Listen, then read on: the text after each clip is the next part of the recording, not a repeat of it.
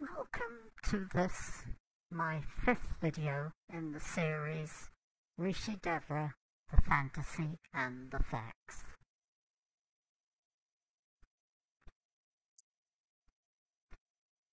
In my first 4 videos, I was able to demonstrate how Miss West, using her extensive occult knowledge, was able to commit serious crimes and get away with it without prosecution. In this video, we'll go back to some of the court documents that became available in 2007 as a result of the custody hearing Miss West attended on behalf of her son as a witness, and review evidence that we can find there that Miss West is not the fluffy, harmless guru she presents herself on her websites to be.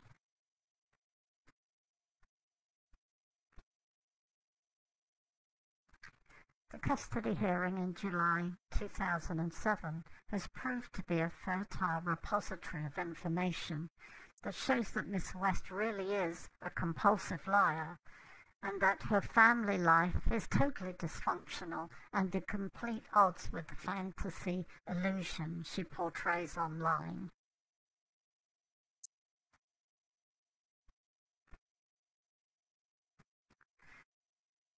And to ram this point home, let's have a look at one of Miss West's sons, Chris Haywood, who was appearing in court on July 12, 2007 in an attempt to gain custody of his infant daughter from his wife, Jamie Haywood.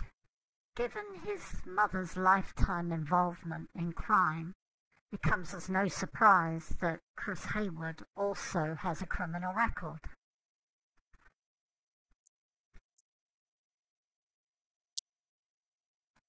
So how does the father of an infant female child gain custody of that child from a squeaky clean, all-American wife, mother?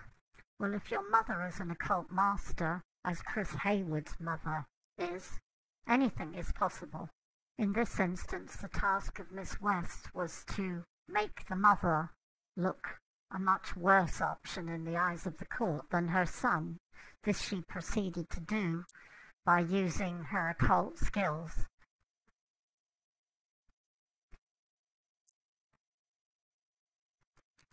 Of course, it takes a lot of money to successfully fight a custody battle. But again, no problem if your mother is the head of a cult, the public face of which is a charity she runs, which she then proceeds to defraud out of tens of thousands of dollars to pay her son's legal fees. In this slide, we see an excerpt from a statement given to the whistleblower's lawyer from a board member, A.J. White, where it clearly states that Miss West needed $100,000 or so in legal fees for her son. Further down in the statement from A.J. White, we learn that Miss West intercepted a donation of $80,000 intended to go to the charity and stole it from the charity and used it to pay her son's legal fees.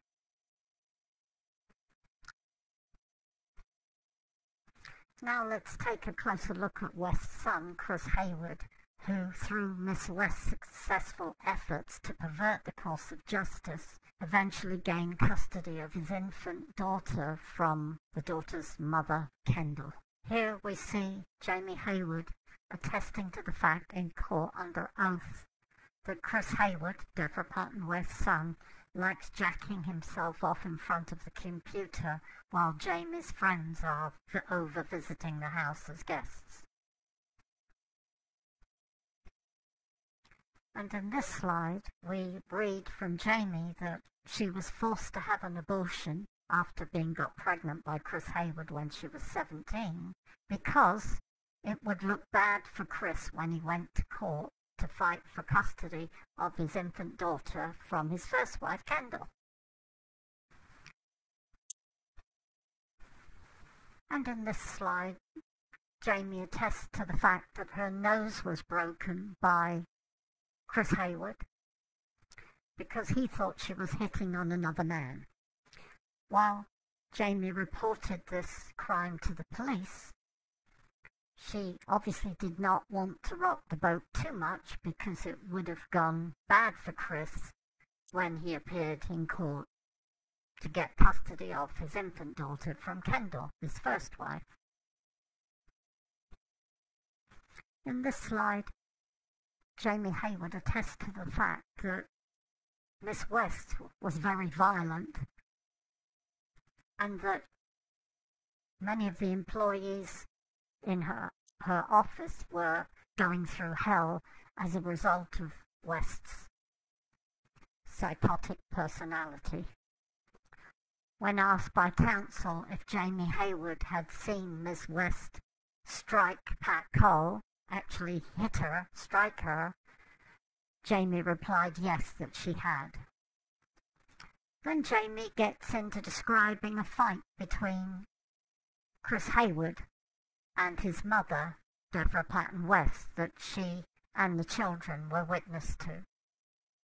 Jamie alleges Miss West scratched her son across the face. Jamie then goes on to describe how she licked his face from his chin upwards, at which point he pushed her against the wall and told her to knock it off. Counsel asks if Chris Hayward had his mother by the throat, to which Jamie replied yes. At this point, let's just review a very short excerpt of Miss West's own testimony, where she was asked by counsel if she assaulted Dr. Cole, to which she replied, absolutely not, no way, no how, absolutely not. Even though she'd written to hundreds of her mailing lists the day after the assault occurred on April 17th, admitting that she had assaulted Dr. Cole, that it was violent, but that it was administered with grace. Spoken like a psychopath. In fact, Miss West's temper and violence towards those around her was legendary amongst her employees. Here we see an excerpt from ex-board member A.J. White, where she describes an altercation she had with Miss West down the phone. A.J. goes on to describe Miss West attacking one of her employees in such a violent way that Miss West ripped clumps of hair from the employee's head.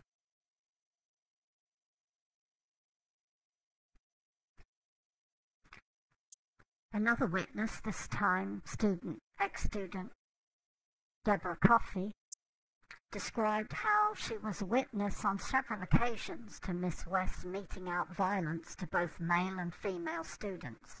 On one occasion in Montreal, when she was challenged by a student by the name of Beatrice McGuire, Miss West reacted physically by grabbing the student by the ear and shaking her head so violently that the student later needed plastic surgery to reconstruct her ear.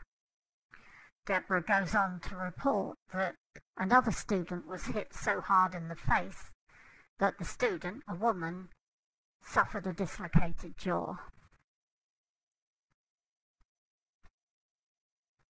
Most of these crimes were hidden away inside the cult, but occasionally news gets out, as it did with the assault on Dr. Cole.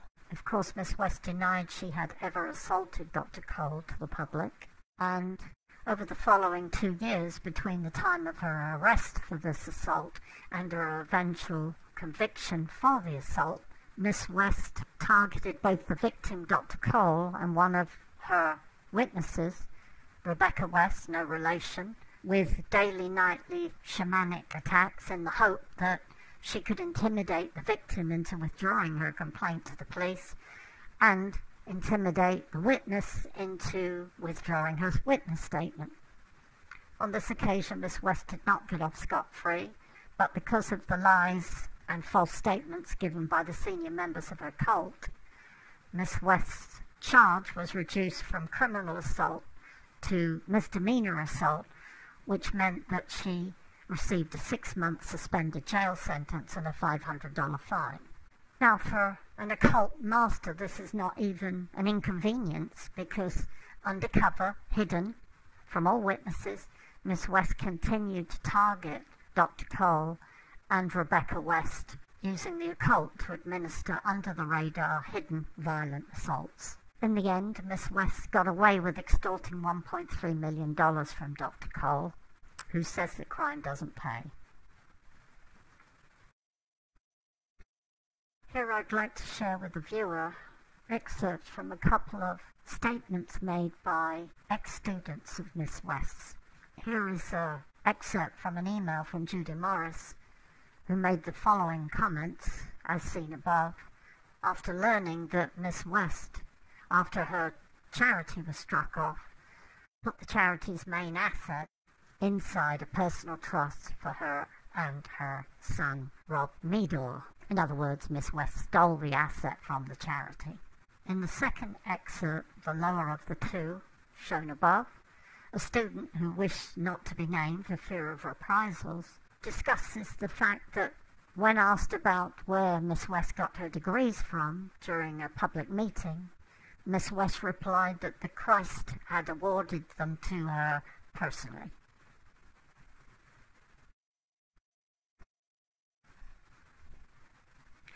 So after reviewing some of the evidence submitted in 5 of my videos, which version of reality do you think is the real one? Do you believe that the fantasy version created by the expensive stage-managed photos of Miss West pouncing around dressed up as a Greek goddess is real? Or, having reviewed a lot of evidence that Miss West has gone to great lengths to hide from the public, which show her to be a deceitful, dangerous psychopath, do you believe that the image shown top right is more representative of this person? Whatever your decision is, remember that Miss West's guru cult extortion business can only operate if the public remain totally ignorant of her true nature and past criminality. Her business cannot survive in the light of the truth. Hence the great lengths Miss West has gone to gag and marginalize people like the whistleblower and others who have sought to out her in public by sharing what they know about some of the crimes she has committed in the past. As the mafia say, if you mess with the dough, you gotta go.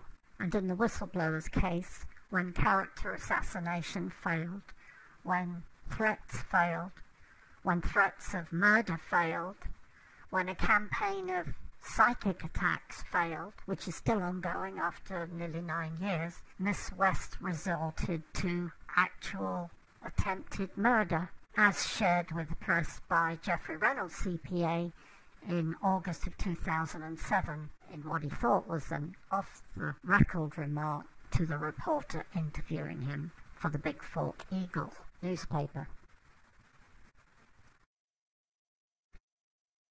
When the murder plot against the whistleblower failed, Miss West and her stooge, Jeffrey Reynolds, decided to launch defamation lawsuit against the whistleblower for telling the public the truth about Miss West. Once more, Miss West's business is worth millions a year, and any mention of scandal must be snuffed out immediately so as to allow the illusion to continue that she is a real guru and not an occult predator.